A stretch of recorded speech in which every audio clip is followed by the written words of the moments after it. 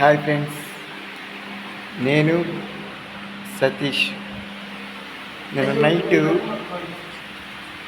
కావూరు ప్రాంతంలో all night prayer జరపడానికి వచ్చాను ఫ్రెండ్స్. చర్చి చూసారా ఎంత బాగుందో.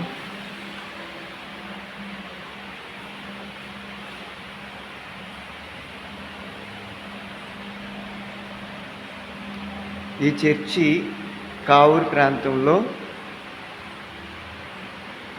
లూథరన్ చర్చి అన్నమాట.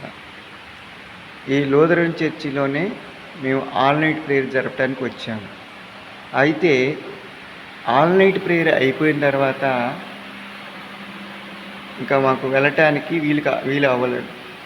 కానీ మేము ఈ నైట్ చర్చిలోనే పండుకోవాలని నిర్ణయించుకున్నాము. చర్చి చూడండి ఎంత బాగుందో.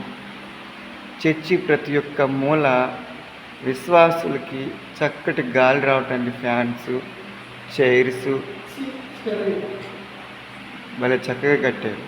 కానీ ఇప్పుడు టైం ఎంత అయిందో చూసుకున్నట్లయితే మనం గడియారంలో చూసుకుంటే ఫ్రెండ్స్ 3 అవుతుంది. తెల్లవారుజామున 3 అంటే ఏకాంతంగా మనం దేవుని సన్నిధానంలో కూర్చొని ప్రార్థన చేసుకోవచ్చు. ఈ వేకువజాము ప్రార్థన ఎంత బలమైనదంటే మనకు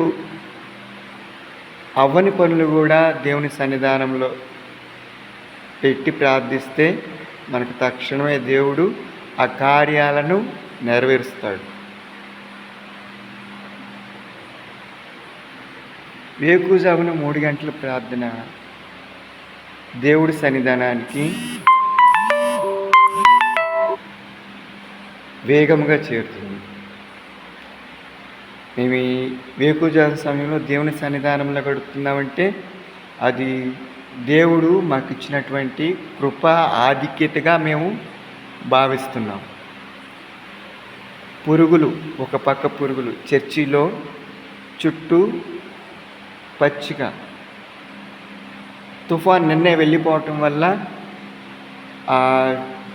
ఈ కిటికీలు ఉన్నాయి కదా, చర్చిలో చిన్న చిన్న కిటికీల్లో సందులు ఉంటాయి. సందుల్లో నుంచి పురుగులు కూడా వచ్చినాయి. కానీ మేము దేవుని పని చేయడానికి వచ్చాం కాబట్టి ఆ పురుగులను కూడా లెక్క చేయకుండా అలాగే మేల్కొని ఉన్నాం. వేకువజాము సమయంలో దేవుని సన్నిధానంలో ప్రార్థించడానికి ఈ అవకాశం ఇచ్చినటువంటి దేవదేవునికి మా నిండు వందనాలు. ఆమేన్.